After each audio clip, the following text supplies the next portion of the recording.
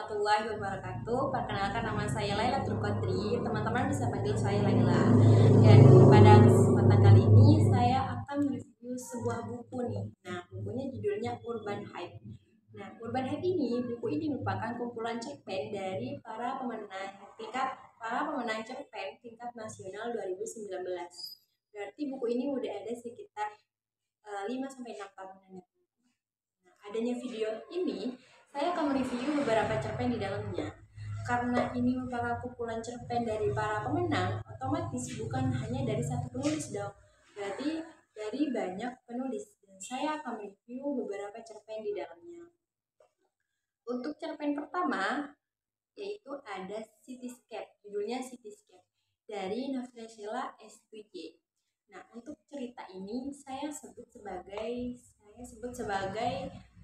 pertemuan singkat. Kenapa saya bilang pertemuan singkat? Karena ini merupakan kisah seorang tulis yang sedang berlibur dan di akhir-akhir liburannya sekitar 3-5 jam atau 6 jam ini dia ingin mengisi dengan untuk tidak mengeluarkan pengeluaran penginapan. Jadi dia tidak ingin mengeluarkan uang spesial pun untuk penginapan. Jadi dia malah mengeluarkan uangnya untuk ke tempat game.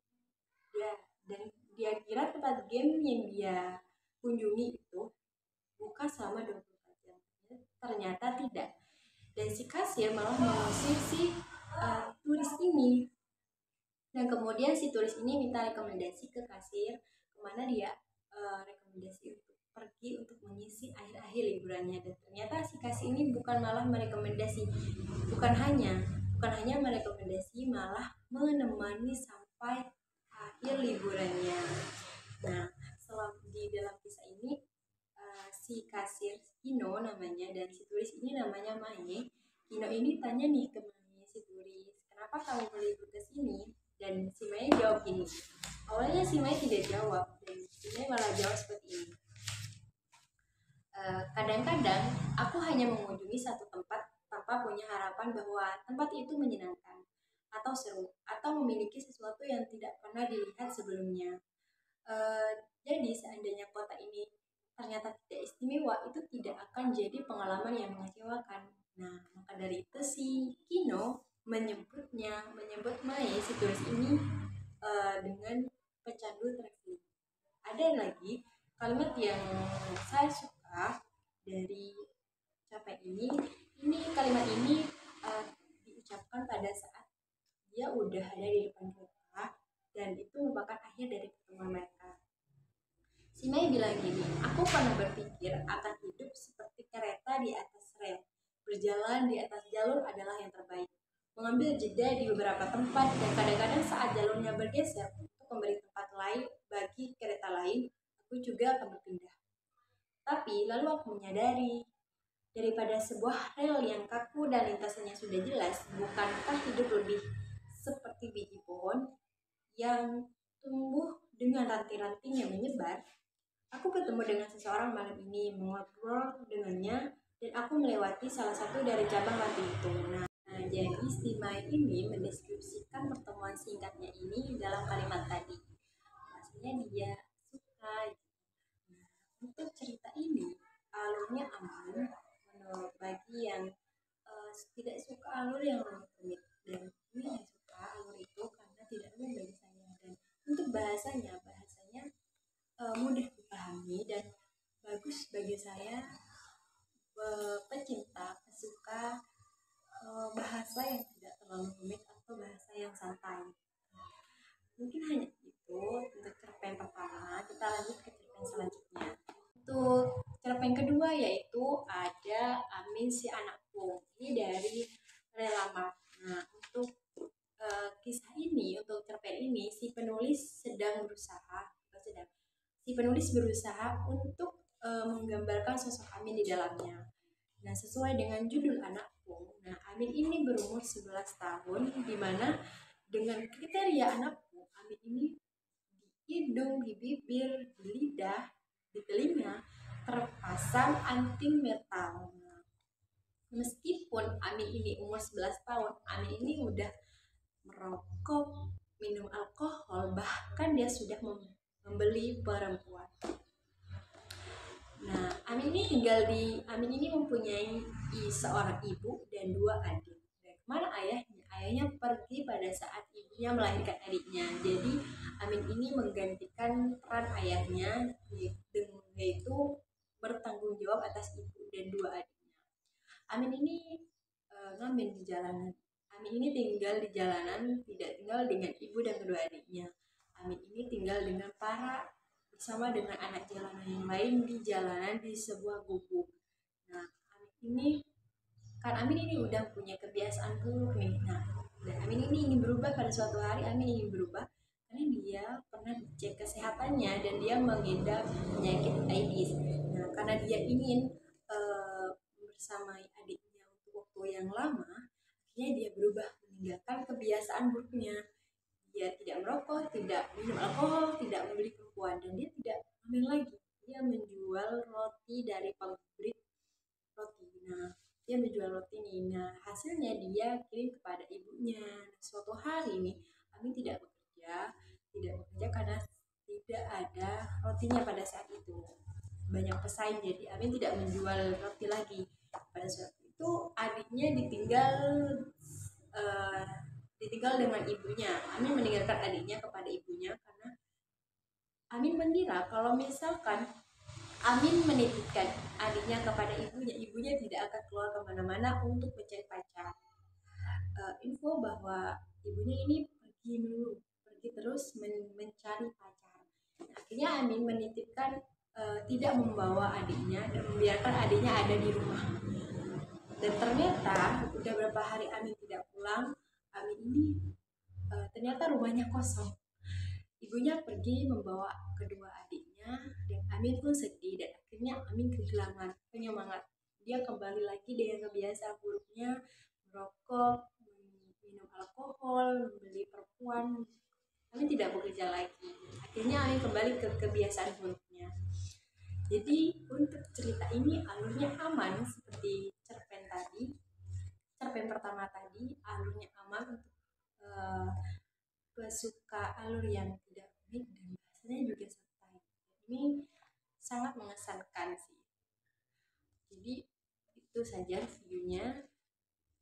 Untuk cerpennya bagus banget alurnya. Untuk cerita ketiga yaitu etika merebut harta mertua. Nah, ini dari Adi Wina Saputra. Untuk cerpen ini banyak kejadian yang tak terduga. Gak banyak sih. Jadi ada kejadian yang tak terduga. Jadi dari judulnya saja, etika merebut harta mertua yang berarti menantu yang ingin harta mertua. Nah, menantu ini namanya Nurlela. Nurlela ini pada saat ibu mertuanya meninggal, Nurlela ini meraung-raung. Dan suaminya apa? Suaminya merekam Nurlela dengan live streaming. Nah, pada akhirnya setelah kegiatan itu, setelah pemakaman, Nurlela ini mengumpulkan teman-teman arisannya dan dia menceritakan kok bisa mertuanya tuh meninggal. Dia menceritakan kepada teman-temannya. Ternyata si ibu mertuanya ini meninggal bukan karena diracuni. Dia diberi makanan serba enak setiap hari. Jadi Nurlela ini belajar masak dengan menu yang tidak baik bagi umur yang udah tua. Misal sapi, kambing, intinya seperti itu. Jadi ibu mertuanya setiap hari makan makanan yang serba enak yang tidak baik bagi kesehatannya. Jadi ibu mertuanya meninggal karena itu. Untuk bapak mertuanya, sebelumnya bapak mertuanya ini menjadi dosen dari Nurlela. Dan selain dosen, ternyata Nurlela ini menjadi penulis bagi dosennya ini. Nah, karena merasa kasihan pada Nurlela, akhirnya dia dijodohkan dengan anaknya berkekurangan di sini di otak. Nah, Nurlela tetap mau karena meskipun udah menikah dengan anaknya, dia masih tetap menjadi pemuas dari bapak mertua. Karena si suami ini kekurangan dari ini, dia mengira bapak dan istrinya di dalam sedang berbincang-bincang sambil tertawa-tawa, padahal tidak. Nah, dan kejadian tak terduganya, plot twistnya, bapak mertuanya meninggal pada saat kegiatan itu, kegiatan pemuas itu. Jadi itu. Nah, setelah dia menceritakan semuanya kepada teman-temannya, keesokan harinya ternyata ada polisi yang datang ke rumahnya menangkap Nurlela dengan alasan pembunuhan berantai. Kok bisa tahu? Ternyata si suaminya ini masih menayangkan live streamingnya pada saat Nurlela bercerita pada temannya. Akhirnya Nurlela ditangkap. Jadi plot twistnya menurut saya itu menganga banget. Jadi cerita ini bagus karena itu. Dan untuk alurnya aman, bahasanya santai, cukup santai, dan ceritanya menarik. Untuk cerpen keempat ada Zo dan Clara. Dan ini dari Y Agusta Akhir. Nah, untuk alur cerpen ini sangat santai teman-teman. Jadi cerpen ini menurut saya simple banget karena cerpen ini mengisahkan dua teman kecil yang bertemu kembali dan mereka berbincang-bincang mengenang masa lalu mereka, mengenang masa pas kecil mereka. Dan sepertinya mereka mempunyai percikan-percikan rasa, namun mereka masih tidak menyadarinya. Dan mereka juga merencanakan pertemuan kedua mereka, dan ternyata di rumahnya Clara. Dan si Zhao pergi ke rumahnya Clara. Di rumahnya Clara tidak ada siapapun, cuman ada Clara. Akhirnya si Zhao masuk saja. Dan mereka berbincang lagi, dan si Clara ini dan si Zhao ini sepertinya cukup agamis, cukup mengerti dengan agama. Kenapa saya bilang seperti itu? Karena di sini ada kalimat seperti ini. Tidak Clara, tidak baik, kita bukan muhrim kan? Nah, itu menggambarkan si Zhao ini sedang memperbaiki diri, intinya sedang menjadi hal-hal yang tidak baik menurut dia. Kenapa dia sampai bilang seperti itu? Karena si Clara ini mengajak si Zhao untuk tinggal di situ, untuk menginap di situ, tapi si Zhao tidak mau.